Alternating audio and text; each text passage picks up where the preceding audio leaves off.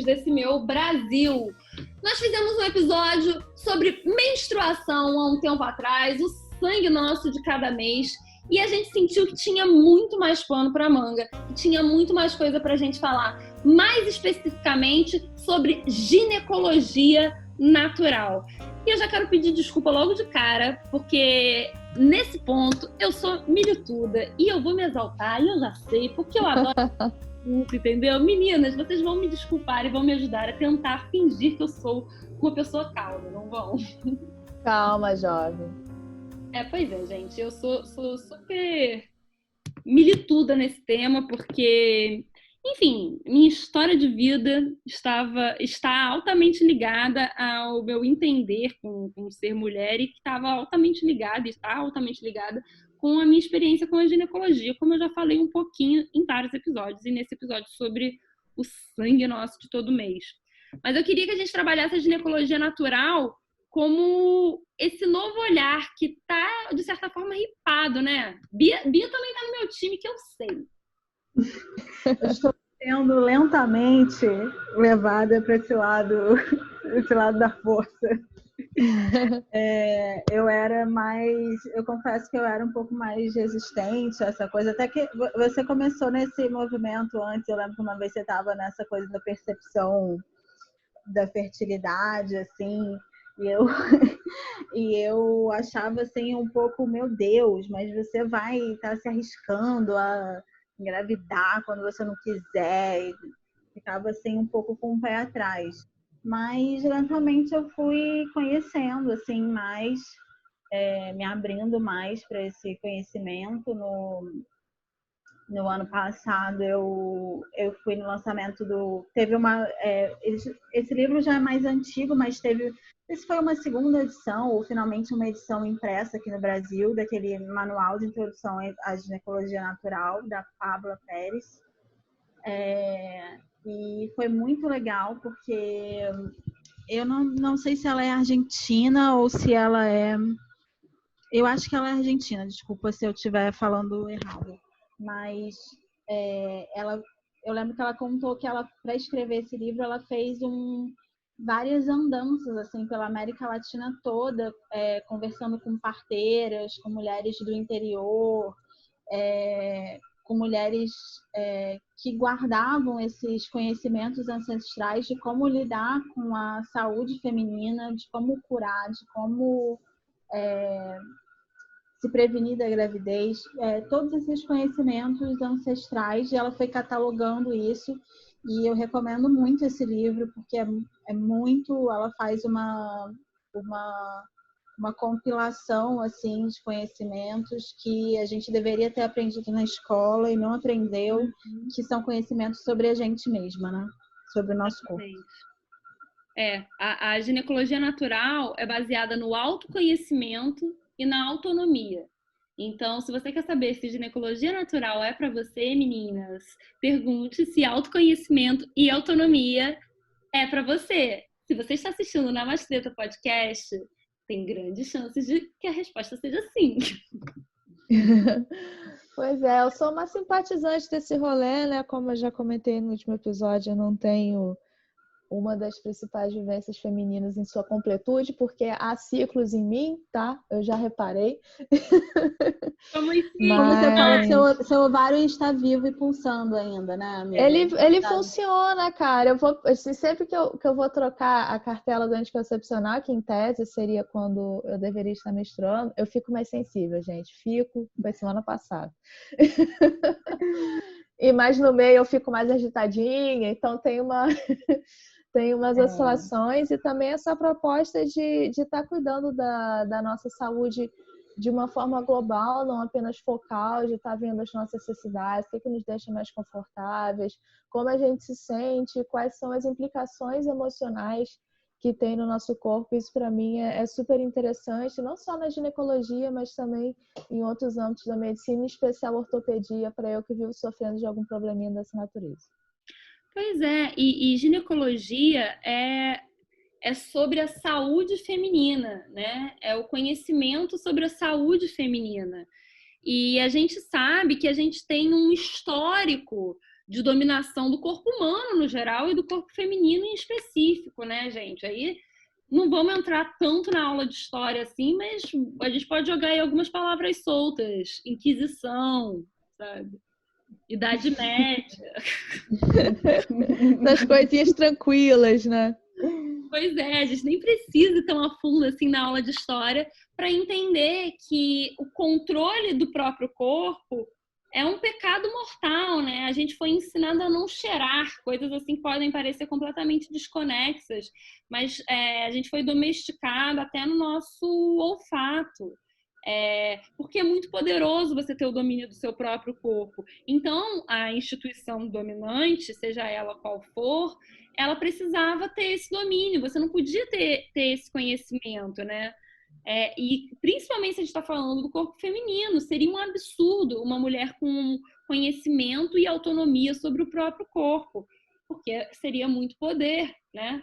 E isso não teve uma história bonita, né? Foram muitos anos de dominação.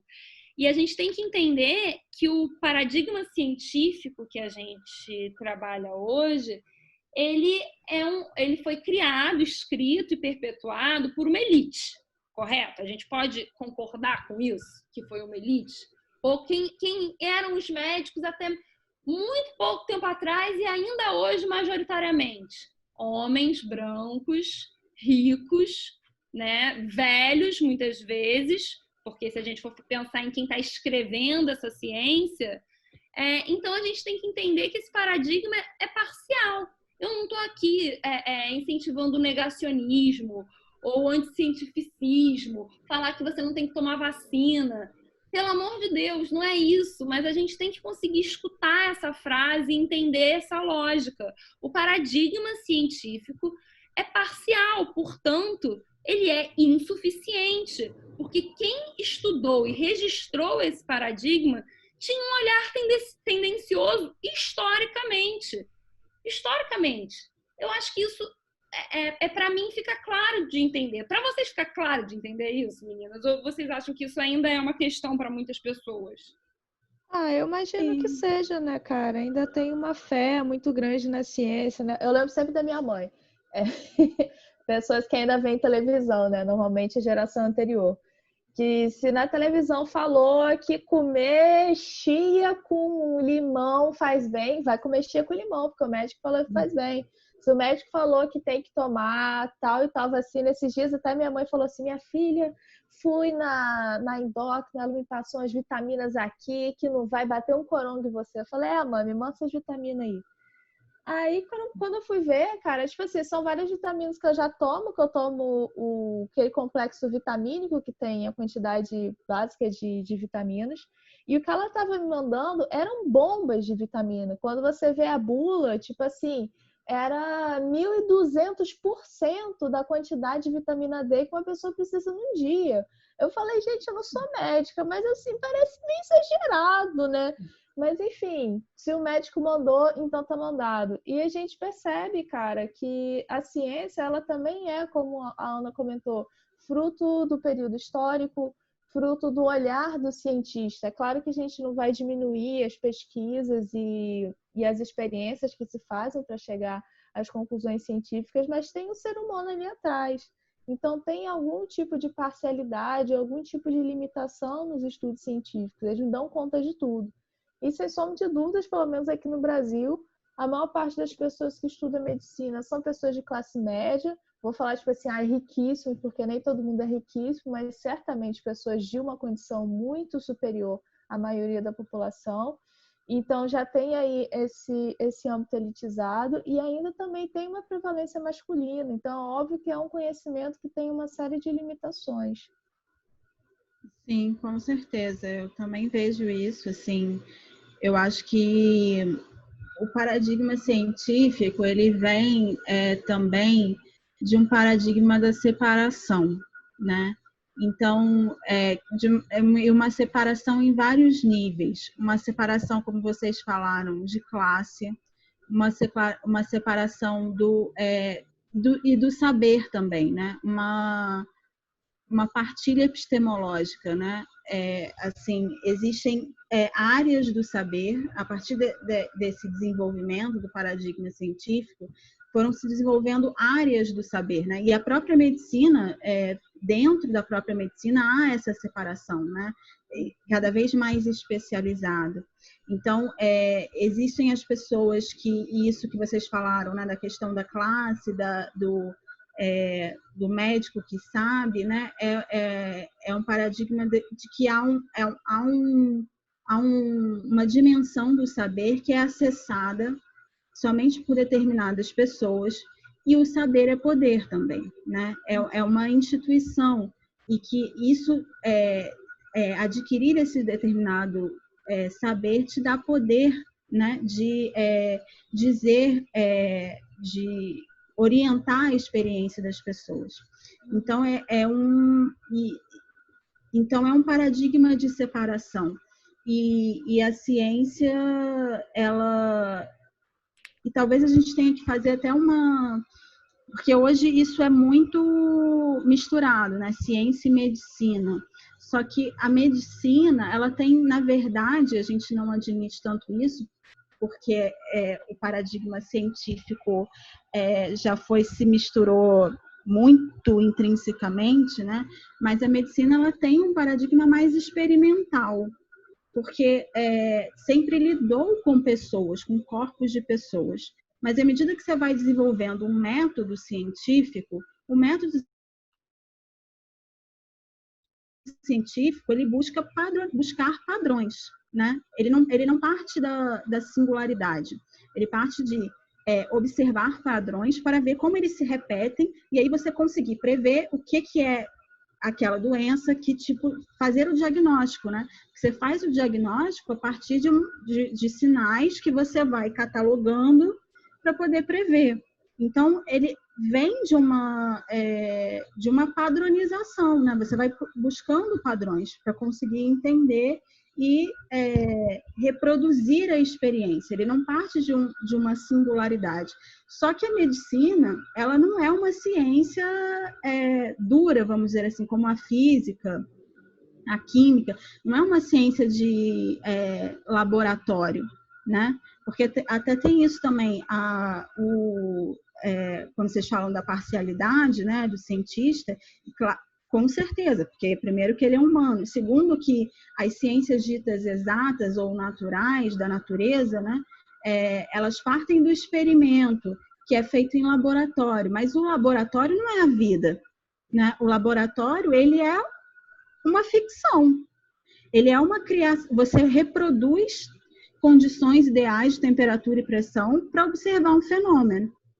Então, só que a vida é muito mais complexa que isso, e o ser humano é muito mais complexo que isso. E por isso a medicina também, ela tem que lidar com uma singularidade de um ser humano ali, que está dentro da vida, que não está dentro do laboratório.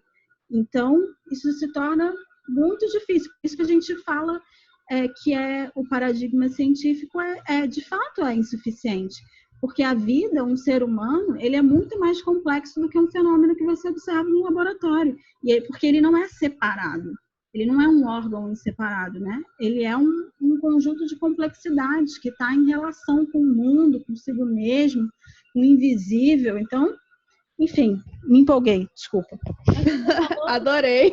Tudo. É isso. Você, querido ouvinte, você que está escutando esse podcast agora, você está sentado? Respira fundo, porque muita coisa foi dita aqui, muita coisa muito importante que eu acho que precisava ser dita e que nem sempre é fácil de ser escutada. Mas eu acho que Bia resumiu isso. A medicina, no final das contas, lida com pessoas.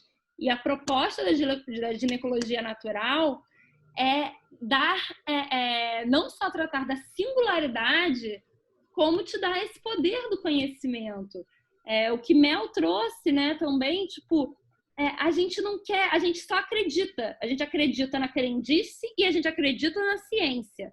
A gente não quer ter o trabalho, a responsabilidade de realmente saber, procurar saber, conhecer, se conhecer. Mas, gente, pelo amor da deusa, o que vale mais a pena, o seu empenho, o seu trabalho, do que se conhecer, do que ter poder sobre você mesmo, sobre a sua saúde? Se isso não vale o empenho, o que vale?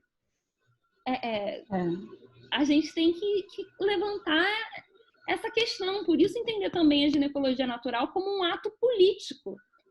Porque a gente entender como um direito e uma necessidade esse autoconhecimento e esse poder sobre o próprio corpo, não só para mim, mas para todas as mulheres, isso é política. Nós somos políticas, nós estamos existindo politicamente quando nós partimos dessa ideia e lutamos para que essa ideia se torne realidade, sabe? E não desmerecer e diminuir a capacidade de autoconhecimento e de autonomia das pessoas. Essa pessoa jamais ia conseguir fazer isso, ia ter 45 filhos e aí ia ser uma desgraça. Mas por que você não tenta dar essas ferramentas para as meninas desde criança? Por que isso não faz parte dessa cadeira de conhecimento que a gente tenta dar para as nossas gerações? Você já se fez essa pergunta? O que é mais importante saber, já que saber é poder? O que seria mais importante do que ter poder sobre o próprio corpo? Eu fico pensando um pouco nisso. Sim, total, porque é isso, né, que você estava falando da confiança no próprio corpo, né? A gente não aprende a confiar no nosso próprio corpo e no saber que a gente desenvolve com ele. Primeiro, porque a gente não aprende a desenvolver um saber sobre o nosso próprio corpo. E segundo, que a gente não confia porque existe essa partilha de saber e que tem alguém numa posição de autoridade que sabe. E isso é muito importante, né? Que você falou também. Que a gente fala muito da dimensão de crença, né? A gente gosta muito de apontar os outros como crentes, como aqueles os supersticiosos, aqueles que creem. Tem sempre alguém em alguma dimensão que é pra gente, que é aquele que crê. E a gente é alguém que sabe, né? Mas todos nós, a gente está na vida sempre, a gente precisa de uma dimensão de crença. Não sei se precisa, mas a gente opera em algum nível sempre, em alguma dimensão de crença. E a gente também acreditou na ciência, isso é muito importante. Porque, e aí, de novo, também é bom reforçar, não estamos falando para diminuir, para incentivar negacionismo, mas o fato é que a gente não foi lá no laboratório e fez a experiência. A gente acredita que alguém fez a experiência e que aquela experiência deu certo, deu bons resultados, e a gente acredita. Então, tudo tem uma certa dimensão de crença, né? Isso não quer dizer que há uma equivalência geral entre crer numa experiência científica e crer em Deus. Claro que são coisas diferentes, né? Mas a gente precisa observar isso para justamente estar sempre se colocando em dúvida em algum nível. Então, a gente não tem realmente essa desenvolver, como você falou, desenvolver esse saber dá muito trabalho, né? Porque requer tempo, requer um olhar para si mesmo que a gente, no fundo, não quer ter, porque a gente prefere que alguém diga para a gente o que fazer. E aí, né? Mas aí a gente abre mão, né, dessa liberdade, né? Isso é um ponto muito legal que eu acho da ginecologia natural, da autonomia, de fato, de você criar uma autonomia. Sim, cara, a gente realmente trabalha muito na base das crenças, né? E na mesma medida que um cientista faz experimentos para tentar comprovar as teses dele, a gente também tinha que fazer experimentos nas nossas próprias vidas, né? Perceber o que a gente está sentindo, o que a gente está precisando, até mesmo para estar auxiliando, né, o médico ou o terapeuta na sua atividade. Porque não tem como um outro nos penetrar. Já é difícil a gente se entender, imagina outro ser humano, né? E essa dimensão da responsabilidade também tem um sentido psicológico muito grande, porque as pessoas crescem, declaram imposto de renda, pagam boletos, mas continuam querendo ser como crianças, como você comentou, que alguém diga o que elas têm que fazer, sem querer se e não conseguir, né? Não vou falar só querer no sentido de uma preguiça ou algo do gênero, mas tem também aí questões afetivas mais profundas, mas sem conseguir entrar em contato consigo mesmos e tomarem para si essa responsabilidade do próprio cuidado, né? O que eu estou sentindo, o que eu estou precisando, o que eu estou pensando, o que está acontecendo comigo. É mais fácil chegar para outra pessoa e me dizer o que está acontecendo. Mas outra pessoa não vai conseguir isso, né?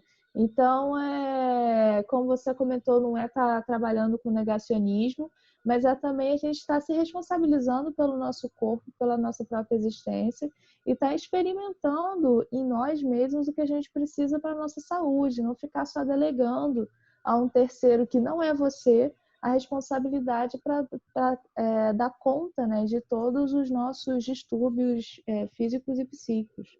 Exatamente. É o que você trouxe no começo da sua fala, amiga. O terapeuta, o médico, ele que tem que te auxiliar a lidar com a sua saúde. Você tem que ser o protagonista, a protagonista do seu corpo e da sua saúde. Claro que não dá para saber de tudo. Então você precisa de pessoas que dedicaram mais tempo e mais energia da própria vida a um determinado saber para essas pessoas te auxiliarem, porque você precisa ter autonomia sobre você mesmo. E a gente não consegue ter essa autonomia, né? Você falou do querer.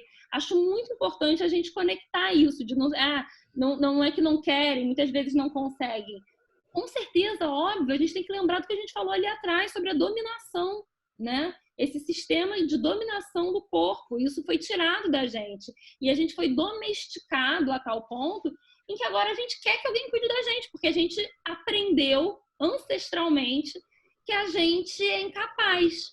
Mas não todos, porque aí eu queria dizer que se o paradigma científico, a gente está aqui falando, né, da insuficiência, da parcialidade, existe um outro saber que é tão antigo quanto, se não muito mais antigo, que correu no underground, no submundo durante todo esse tempo, esse saber ancestral, que é o saber que está sendo resgatado nesse novo hype da ginecologia natural. Então, a ginecologia natural se baseia, sim, em muitos saberes ancestrais que, como Bia trouxe nessa indicação de livro, estão aí no underground, no submundo, há muito tempo e que tem muita riqueza para compartilhar e que eles não são contra a ciência. Inclusive, tem muito médico, eu vou recomendar aqui a Bel Said, que é a ginecologista que me atende, que ela é médica alopata, né, formada em universidade. Agora eu não vou conseguir lembrar da ficha técnica dela, mas é formada na universidade pública, já trabalhou no SUS, aí conheceu a ginecologia natural e acoplou esses dois conhecimentos e ela é completamente baseada na ginecologia natural, mas tendo a medicina formal, vamos dizer assim, como background. Então a gente não está falando de duas coisas separadas, a gente está falando de unir duas correntes de saber que correram paralelas ao longo da história. Esse resgate dessa novidade ancestral. Esse saber que sempre teve aí, né? Que eu acho que é das mulheres, justamente, né? Que lidaram que aprenderam a lidar com seus corpos, né? E que foram passando esses saberes, às vezes, oralmente, né? De geração em geração, que não catalogaram isso no livro, que não sistematizaram esse conhecimento, né? Mas que foi um conhecimento vindo da experiência e que foi sendo passado de geração em geração, mas que justamente a modernidade nos fez perder esse contato, né, com o que é passado da geração anterior, né, com que da conservação do conhecimento que veio das gerações anteriores, né? A gente tem a partir aí da modernidade, que poderia ser enfim, pensada talvez aí a partir da Revolução Francesa, mas a segunda modernidade, mais século XIX aí, né? Essa orientação para o futuro, né? A gente orienta a nossa vida para o futuro, para o novo, né? Para pensar sempre o que vem, o novo sempre como o melhor, o que é novo é sempre melhor. E a gente foi perdendo essa capacidade de conservar os conhecimentos que vieram antes de nós, que foram sendo gestados antes de nós, né? Então, e acho que as mulheres também foram desenvolvendo esses conhecimentos também por falta de acesso até a esse conhecimento formal, né? A esse lugar formal do científico, né? Da medicina, e foram desenvolvendo suas próprias formas de lidar com o corpo, que são muito ricas, né? E eu acho que em vez de talvez a maneira de lidar que a ciência, talvez uma nova ciência que eu espero que nasça a partir de toda essa crise que a gente está vivendo, né? Essa crise da modernidade, eu acho que a gente está vivendo uma crise desse paradigma científico de alguma forma, seja uma ciência que verdadeiramente olhe com o olhar científico, é um olhar, eu acho, de curiosidade e de investigação, né? E eu acho que tem médicos, como você falou, como a Bel Said, né? Que tem o conhecimento formal, mas que olham verdadeiramente para esse conhecimento, não com desprezo, mas de curiosidade, de tentar entender, bom, se isso é eficiente, se isso funciona, vou procurar entender aqui com esses métodos que também são válidos, que foram desenvolvidos a partir de um outro lugar, como é que isso funciona, em vez de já desprezar de cara e dizer, isso não é científico, isso não funciona. Só que muitas vezes isso não é científico, isso nem foi testado cientificamente. Apenas não foi testado. Então, isso nem foi olhado com um olhar científico. Entende? Então, mas ele tem eficiência, né? Existe o conhecimento eficaz e existe esse conhecimento teórico que constrói método, né? Então, tipo, há muita coisa que não é comprovada cientificamente, mas que você, na sua experiência singular, para você é eficaz. Então... Exatamente. E aí eu queria propor, em vez de trabalhar esse olhar apenas científico, que a gente tivesse um olhar integrativo e que a gente conseguisse, e esse olhar integrativo conseguisse unir saberes ancestrais e saberes científicos formais da medicina, que essa é a proposta, e essa é a proposta da ginecologia natural, um olhar integrativo. Um dos nomes da ginecologia natural que eu gosto muito é ginecologia emocional, porque se ginecologia é o saber sobre a saúde da mulher e você tem um olhar integrativo, você entende aquela mulher como um todo, como corpo, alma, espírito, emoções. E aí você vai crescendo esse olhar integrativo, né? Você entende, isso é central na ginecologia natural. Você entende que os processos físicos, em especiais os crônicos ligados à saúde da mulher, são espelho dos processos emocionais. Você não pode tratar eles apartados. Você tem que olhar de uma forma integrativa, de uma forma holística. Não tem como separar. Um está diretamente associado no outro. E a gente tem muitos relatos, muitos estudos de caso dentro da ginecologia natural, em que você mostra que uma vez que você começa a tratar o emocional, você resolve um problema que estava incurável, que já tinha tido procedimentos invasivos, alopáticos. E, enfim, e não são poucos casos que mostram isso. E quando você cresce ainda mais esse olhar integrativo, você começa a entender que você é cíclica, que você mora num planeta. E aí você começa a pensar em ecologia, você não consegue entender os seus próprios ciclos apartados do ciclo do planeta.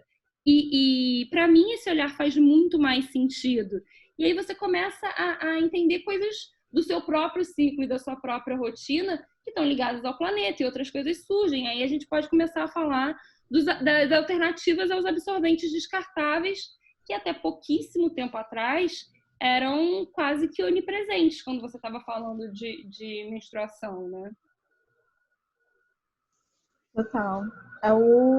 O parar de usar absorvente talvez tenha sido o que mais mudou a minha relação com a menstruação, assim. Que eu comecei a usar as calcinhas absorventes e amei, assim, e foi maravilhoso, porque realmente aí a coisa começou a mudar. E eu acho muito importante, né, assim, esse olhar que é mais cíclico e mais global também, né? De entender justamente que o seu corpo ele está conectado com o resto do planeta, né? E isso me interessa muito porque isso propõe também um paradigma que eu acho que é ético, sabe? É uma ética do cuidado, que é diferente dessa ética da separação, né? Do saber. Quando eu estou cuidando de mim de uma outra forma, eu estou cuidando do resto do mundo de uma outra forma também, né? Quando eu estou vivendo a minha menstruação sem gerar uma quantidade de lixo absurda, eu estou também conectada com uma atitude ética diante do mundo. E isso de novo, sair do paradigma da separação, de que o que eu faço aqui, como eu vivo a minha menstruação, não tem nada a ver com como o resto do mundo tá vivendo o planeta, como a gente está experienciando a vida na Terra, né? Então, sair dessa separação. Sim, é todo um olhar pela saúde como um todo, né? A saúde, ela não é só individual, ela também é coletiva, ela está vinculada à natureza. A gente está sentindo isso demais agora nesse período de pandemia, né? Todo mundo precisa se mobilizar, todo mundo precisa se cuidar para poder estar tendo a saúde, assim, de uma forma completa. Isso até me lembra um pouco do âmbito do direito, né? Quando a gente estuda direitos fundamentais, um dos últimos direitos fundamentais assim a serem reconhecidos historicamente foram os direitos difusos, que é o direito ao meio ambiente, a participação política livre, né? Então a gente vai vendo como esse olhar assim mais amplo, direito ao pluralismo também, que é super importante, esse respeito às individualidades, às minorias, como foi algo tardio, e a gente percebe que não é só uma coisa do outro, é algo nosso também, né? Então, esse olhar da ginecologia natural é muito interessante para essa conscientização também da nossa saúde como algo não apenas nosso, mas da coletividade também, e todo mundo dialogando de alguma forma. É o paradigma cíclico, né? Substituindo esse paradigma de mutilador e apartado. Mas antes da gente falar sobre alguns dos métodos alternativos sobre os absorventes descartáveis, eu queria só lembrar o como que é importante a gente lidar com a nossa menstruação e com o nosso ciclo, com partes do nosso ciclo, de forma não descartável. A importância de novo, falando de mudar o paradigma do descartável. Outro paradigma. Um paradigma de você lidar com as fases do seu ciclo de forma sustentável e não descartável. Eu acho que isso já muda completamente como você o tipo de energia que você está dedicando a você mesma quando você está fazendo isso, sabe? São muitas coisas muito pequenas que a gente está tão no piloto automático que a gente não percebe. Mas aí quando a gente faz uma pequena mudança na rotina, foi o que Bia trouxe. Nossa, eu mudei a forma de usar os meus absorventes, aí abriu uma porta e tudo começou a mudar. É exatamente isso. Se você troca por uma outra forma de absorvente, você faz uma mudança na sua rotina, você começa a enxergar o seu ciclo e as partes do seu ciclo de outra forma, o seu lugar no mundo de outra forma, a sua interação com o planeta de outra forma, e tudo vai mudando. Por isso que essas coisinhas pequenas são atos políticos, né? Quais são as alternativas mais comuns, assim, mais hypadas para os absorventes descartáveis? A gente tem as calcinhas absorventes, as toalhas absorventes, os coletores menstruais e a menstruação livre. Bia, eu sei que você usa as calcinhas, né? Sim, eu adoro.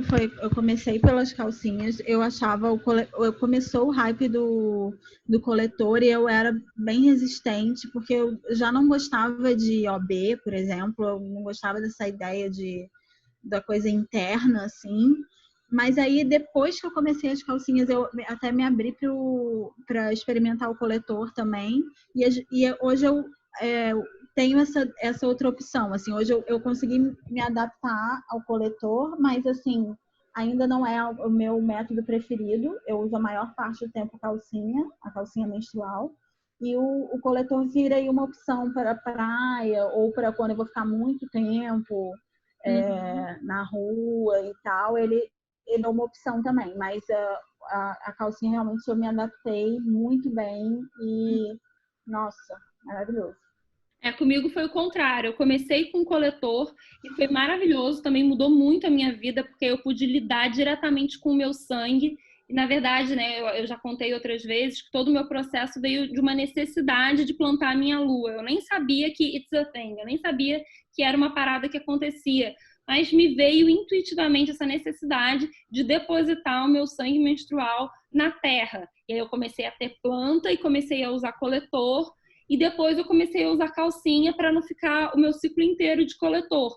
Então, no começo e no final do ciclo eu uso calcinha e no período que o fluxo está mais intenso eu uso coletor. E eu super me adaptei com esse esquema. Porém, sinto que a menstruação livre é o meu próximo passo, gente. Eu tô muito rarebô, entendeu? Olha ela! Hard. Daqui a pouco tá na tenda vermelha com várias mulheres isoladas menstruando na terra. A gente nem vai entrar em contato mais. Todas em ciclo. A única coisa que me segura, amiga, é que eu não consigo fazer a posição da deusa na yoga, entendeu? Lakshmiasana. É difícil pra mim ainda, entendeu? Nisso eu acho que talvez Mel possa me ajudar. Ai, amada, para mim também é muito difícil, né? Inclusive, eu comecei a aprender a fazer as saudações à lua. Eu acho que você ia curtir. Porque a gente costuma fazer a saudação ao sol, mas e a lua, gente? Tem que saudar também. Tem saudação à lua também? Eu não sabia. Tem saudação à lua. Aí, quando eu aprendi, eu falei, gente, então a gente tem que saudar a lua e o sol todo dia. Que negócio é esse? Só saudar o sol? E a saudação à lua, ela tem mais posturas femininas, que são de abertura de quadril. E ela é cíclica também. Você começa de lado no tapete do lado esquerdo, você vai para o direito, depois você volta para o esquerdo. É uma coisa meio circular, assim. É super legal. Mas falando desses... Oi? Coisa maravilhosa, eu não sabia disso. É muito legal, cara. E falando desses métodos alternativos aí para lidar com a lua, eu não sou dessa época, né? Eu sou antiga. Não experimentei, mas acho muito interessante, principalmente o coletor, assim, mal conheço, mas já considero pacas, né? É muito maravilhoso. E aí você passa a lidar, a ter a linguagem mitológica e uma coisa prática que está acontecendo com o seu corpo para você poder vivenciar o ciclo e trabalhar com todas as suas emoções, não só quando você está menstruando, mas quando você está vivendo todas as fases do ciclo. E aí entra outra ferramenta da ginecologia natural, que é a mandala lunar, que não é tabelinha, gente. Mandala lunar não é tabelinha. É uma ferramenta de autoconhecimento emocional e do seu ciclo. Você começa a anotar as suas variações físicas, emocionais, psicológicas do seu ciclo interno e também trabalhando com os ciclos da lua. Bia, você faz mandala lunar? Cara, não. Eu já ensaiei começar uma mandala lunar, mas ainda não comecei. Sou mais tecnológica nesse campo. Eu uso um aplicativo que é o Kindara, que ele ele tem bastante opção, assim, de você justamente anotar sintomas nele, nos dias. Ele tem uma modalidade, ele dá para fazer a percepção de fertilidade, né? De você lá anotar, ver os dias que você está ovulando, anotar ele faz até gráficos lá para os dias que você tem mais probabilidade de estar de estar ovulando e tal. Só que você que coloca esses dados no aplicativo, né? A partir daqueles métodos de percepção da fertilidade. Mas eu confesso que eu tenho um pouco de dificuldade. Como eu falei, li o livro da Pabla, que ela ensina vários métodos de percepção da fertilidade. E confesso que eu sou um pouco preguiçosa para esses métodos, assim. Então, eu uso Dandara de uma forma mais simplória, assim. Mas é bem legal. Mas tenho vontade de fazer uma mandala lunar. É o próximo passo aí do Haribo Sagrado Feminino. Eu também já me interessei por esse lance da mandala, cara. Foi uma mana lá da yoga que falou comigo. E eu achei legal, porque eu percebo, assim, essas oscilações, apesar de não ter a lua. Só que, pô, cara, eu meio que caí na real, assim. Eu já não tô anotando meus sonhos. Que era o mínimo de um ser humano analisado. Eu vou fazer uma mandala lunar? Não vou, né? Em outro momento e tal. Mas eu achei super interessante que a gente está acompanhando o que a gente está sentindo, né? Independentemente de você acreditar ou não, se tem ciclos, se uma coisa tem a ver ou não com a outra, mas para você ver como você tem estado, de um modo geral, e tá cuidando da sua afetividade, perceber que não ficar jogando tudo na conta dos hormônios, né? Mas perceber porque em determinados períodos você está de tal maneira, o que aconteceu naquele período, vai só colocar a culpa na TPM, né? Vamos tentar nos entender de fato. De novo, então, a questão achei da a proposta super legal. Não, amiga, Sim. você ia arrasar na mandala lunar. De verdade, eu acho que para você seria ótimo. Quem, eu? Você! Porque você é toda virginiana, organizada. Eu tenho muito pouca paciência para essas coisas assim, rotineiras, de estar ali e tal, que precisa de certo método, assim. Mas você ia super.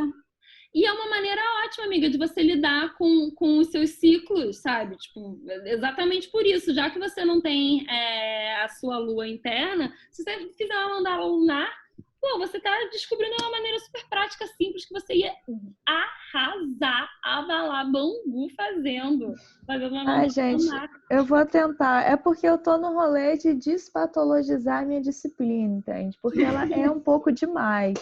Então, não é que eu queira me tornar uma pessoa indisciplinada, eu só quero ser menos doida. Porque qualquer coisa que eu resolvo fazer, eu tenho que fazer, e fazer mesmo, e tem que ser todo dia, tem que ser em tal hora, tem que ser de tal maneira, com tal caneta, de tal cor. Entende? Mandala lunar pode liberar neurose, amiga, porque é bem capaz de você fazer isso mesmo, transformar um negócio cíclico, lunar, todo Haribo numa neurose. Gente, eu tenho um caderno para cada coisa e uma caneta para cada caderno. Então, assim, eu tô tentando ficar menos doida para poder fazer determinadas coisas, mas tá aí na listinha de wanted. Não, eu sou o contrário de você, amiga. Olha só como é que a gente se ama e a gente é tão diferente. Eu sou completamente analógica, né? Eu até tenho aplicativos também, tenho o Luna e o Flow, que são esses mais simples, para eu tentar minimamente me organizar, porque a minha mandala lunar, na verdade, é um caderno que eu escrevo várias coisas, e aí as folhas caem, aí eu boto as folhas em outros lugares, e aí eu anoto qual é a lua, né, a lua do céu que tá, e aí misturo, e aí às vezes eu esqueço de botar a data, e eu vou olhar atrás e nem lembro de que mês foi aquilo. Misericórdia. Eu te entendo, super, sou essa pessoa. Não tenho Nossa, meus cadernos são datados e enumerados à mão, gente. Pois é, amiga. Eu fico pensando que você ia arrasar pra mandala lunar. Ai. Mas, gente, vocês trouxeram uma coisa. Meltro falou uma coisa que eu queria usar de gancho pra gente falar, que é não botar tudo na conta dos hormônios. No sentido de... escutem, ouvintes, meninas, amigas, irmãs que estão escutando esse podcast, se eu puder fazer você terminar de escutar esse podcast hoje com uma palavra da deusa do seu coração tá tudo bem você não usar hormônio. E tá tudo bem se você não também, tá? Tá tudo bem. Tudo tá tudo bem, tá tudo certo, a vida é linda, a deusa rege, vamos lá. Mas tá tudo bem se você não quiser usar hormônio. Você não é uma irresponsável, você não é uma louca, você não é uma anticientificista, tá tudo bem. É saudável, é honesto, tá? É seguro. Você pode fazer isso se você quiser. Porque a gente sofre muito preconceito de ser uma parideira sem noção da vida se a gente começa a colocar para pessoas que não estão nesse universo a possibilidade de usar métodos naturais como alternativa para os hormônios. Então, Sim. tá tudo bem. Eu parei de usar hormônio também, de tomar pílula. E eu tinha, antes de tomar pílula, eu tinha um fluxo bem intenso. E eu me dei bem com a pílula até. Eu não tinha grandes efeitos colaterais. Mas é engraçado que você entra, a gente está falando tanto de novo normal, né? Você entra num novo normal também com a pílula. Porque eu senti que ela diminuiu o meu fluxo também e que não tinha menos TPM. E quando eu parei, eu fiquei com medo de aumentar muito o meu fluxo e vir mais TPM e tal. E foi o contrário. Eu descobri que eu tinha umas TPMs piores com a pílula, enjoo e dor de cabeça e quedas. Quando você faz a pausa, eu fazia a pausa, a queda hormonal era brusca, então era uma mudança muito mais brusca e acabou que o meu fluxo diminuiu ainda mais sem a pílula. Ficou mais curto e bem mais tranquilo, assim. Então, e eu não era uma pessoa que me dava super mal com a pílula. Então, acho que vale experimentar o corpo sempre. Uhum. E eu falo assim também, eu não descarto em algum outro momento na minha vida, talvez voltar a usar a pílula, sinceramente. Eu senti o meu corpo bem melhor, eu acho que eu prefiro não usar. Mas também não sou tipo, meu Deus, nunca mais, é o demônio, não vou usar. Talvez eu queira. Mas, assim, realmente, às vezes a gente fica com muito medo também dessa transição, quem usa pílula há muito tempo. E às vezes vai ser até melhor, cara. Então, eu acho que vale experimentar, sabe? Sim, é um convite que fica para mim, né? Que tô super aqui acomodada na minha querida Quilaira, que me deixa funcional, que não me dá nenhum efeito colateral até eu aparecer com a trombose do nada. É um convite ousado aí, vou refletir.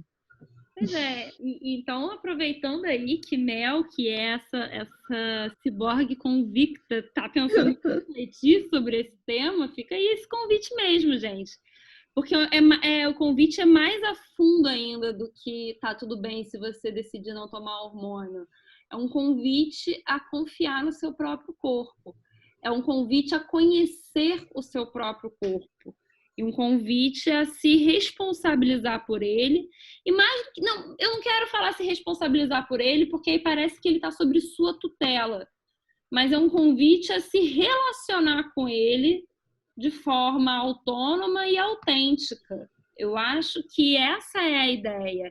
E eu posso, talvez, sugerir um pouco mais, ir um pouco mais além na sugestão, de que se você começa a se relacionar com o seu corpo através da confiança, da autenticidade, da autonomia, você vai começar a se relacionar também com a Terra, porque você vai aprender a respeitar e a detectar os ciclos, tanto em você quanto na Terra, você vai começar a estar mais integrada com o próprio planeta, naturalmente.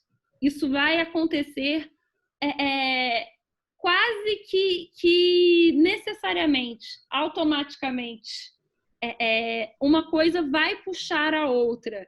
E aí, quando você menos esperar, você vai estar na tenda vermelha, menstruando com outras mulheres, fazendo uma vaporização de útero, trabalhando as ervas nos banhos de assento. E aí, amor, vai ser uma loucura. É assim que começa. Começa com um cristalzinho, começa ouvindo um podcast estranho, com umas 3 mulheres esquisitas falando uns troços estranhos. Aí Daqui você compra um cristalzinho, você compra um incenso. Aí é um pulo, minha filha. Daí para uma meditação de 10 dias, num lugar que você nunca viu, entendeu? Em silêncio, é um pulo. Mas garanto que é uma aventura maravilhosa. É uma aventura, gente. Sim, dá bom, gente. Por enquanto tá dando bom. Pode ter certeza. Você vai passar a olhar para você como uma mulher, como uma pessoa, e não pensar em diagnósticos, sabe? Esse é o convite. Se olhar como um ser holístico, como a gente sempre fala, não só como um diagnóstico. E aí, só assim, só para dar aquele gostinho de curiosidade, assim, porque oh, meu Deus, estou escutando aqui essa galera falando de ginecologia natural, ginecologia emocional. Aí dá aquele Google na vaporização do útero, né? Vamos começar a pensar nisso. Olha Adoro. Só uma vaporizaçãozinha do útero. Trabalhar os vapores medicinais das ervas naturais e o calor, e principalmente esse momento de meditação para você se relacionar com o seu corpo. É uma nova forma para você se relacionar com o seu corpo e com seus ciclos. Por que não vaporização de útero? Eu curto essa bruxaria aí.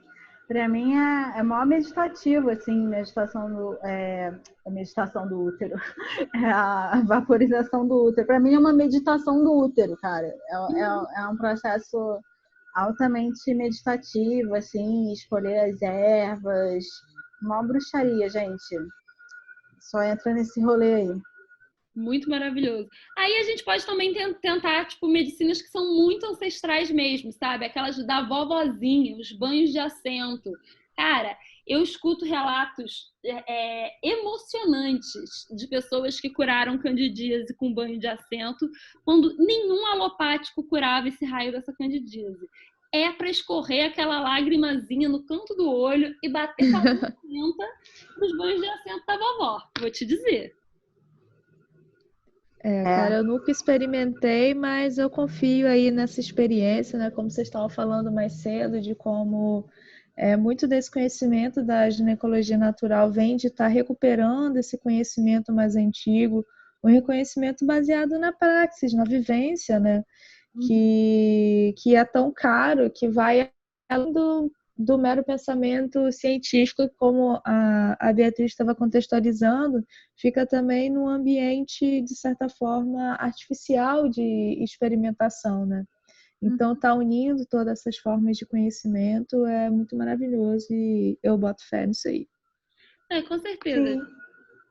E é uma forma que a gente estava conversando também, né, de não tratar, você falou da candidíase, né, que muitos alopáticos não conseguem curar, porque eu acho que a medicina de hoje está muito pouco orientada para a cura, né? Ela está muito orientada para lidar com os sintomas, né? Para mascarar os sintomas, para tirar a dor, né? E, na verdade, quando ninguém quer sentir dor, é verdade, ninguém quer sofrer, né? Mas também dor é diferente de sofrimento, né?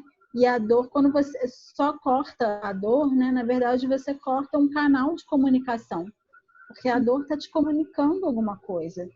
E se você só lida com a dor como um sintoma, que você vai tomar um remédio para mascarar, você não consegue ouvir o que ela está te comunicando, né? Uhum. E eu acho muito louco, né? Porque eu já falei isso no outro episódio, né? Se você tem uma ardência na hora de urinar, você não chega e fala, então tira o rim fora, arranca a uretra fora. Não, você vai querer entender qual é a causa dessa dor e tratar a causa desse problema, né? Não é ignorar enquanto dá, ou porque não apareceu no exame, porque, né, a gente está acostumado a só entender exame, só entender isso, e não tratar, não buscar. E aí, quando não dá mais para ignorar, arranca fora. Peraí, gente, não pode ser assim. E não é assim, né? Existem outras maneiras de lidar com isso. Aí agora eu lembrei de uma coisa que eu queria muito trazer essa reflexão para quem está escutando a gente, que eu acho que é uma prova cabal de como esse olhar científico é parcial. E, de novo, a gente não quer demonizar a ciência, mas só para entender, porque eu acho que isso, quando eu fiquei sabendo disso, foi um choque, assim, para mim. Quando vocês acham, chutem, quando vocês acham que teve a primeira dissecação do clitóris, né, num anatômico, né, depois de um corpo mesmo do anatômico, para fazer uma descrição formal na literatura médica sobre o clitóris? Em que ano vocês acham que isso aconteceu? Que realmente se interessaram, que a medicina formal foi se interessar em descobrir o clitóris? Eu vou falar para vocês não imaginam, mas foi em 1998. 1998, eu não estou falando dos anos 60 não, galera. Eu estou falando dos anos 90. Quantas pessoas estão escutando esse podcast que nesse ano de 1998, quando a medicina estava pela primeira vez dissecando um clitóris e escrevendo algo formal na literatura sobre ele, quantos de nós já não conhecíamos mais do clitóris, mexendo no próprio clitóris nesse mesmo ano? Quantos de nós já não estavam nesse ano tomando hormônios receitados por esse saber que estava pela primeira vez conhecendo um clitóris? Chocado. Só o que importa no nosso órgão é a parte de reprodução e de excreção. O resto que se dane, né? Chupa essa manga, ou chupa essa buceta, enfim. Puxado. Não, puxadíssimo, gente. Vocês vão me desculpar, mas isso mudou a minha vida. E eu queria esse dado, assim, sabe? É muito impressionante. Eu queria trazer essa reflexão para quem está escutando. O que você estava fazendo em 98 com o seu clitóris? Deixa eu ver na minha agendinha aqui. Pega mandala lunar. Pega mandala lunar em 98, sacou? Tipo, faz muito pouco tempo. A gente não pode achar que a totalidade do saber tá ali, sabe, gente? E não queria mesmo demonizar também a ciência e queria até exaltar muitos médicos, sabe? Muitas médicas que saíram um pouco do pedestal de já saber tudo para ir buscar mais conhecimento em outras fontes, sabe? Para conseguir preencher essa lacuna. A ciência não é a vilã. A ciência é só mais uma resposta. Não tem uma resposta para tudo, gente. Seria bom se tivesse, mas não tem. Chateado. Mas eu acho que é isso, né, gente? Entender também que os mistérios da menstruação, né? Tem muita coisa que ainda está oculta, que é saber a ser descoberto. E que vale a pena você descobrir, senão o poder sempre vai estar com o outro. E, de novo, vale a pena você se dedicar para ter poder sobre você mesmo. É um ato político revolucionário. Lutar pelo autoconhecimento e a autonomia de todas as mulheres. Eu acho que eu queria... Estamos aqui nesse podcast para espalhar a palavra do autoconhecimento. É isso aí, Brasil. Doa quem doer. Doa quem doer. Foram muitas coisas difíceis sendo ditas nesse episódio, tá bom? Puxado. E fica aí, consulte a sua médica ginecologista natural se você tiver mais dúvidas ou quiser mais informações sobre o tema. Que a deusa fique com vocês. Beijos de luz. Beijos. Beijo. Confinastê. Vamos ver.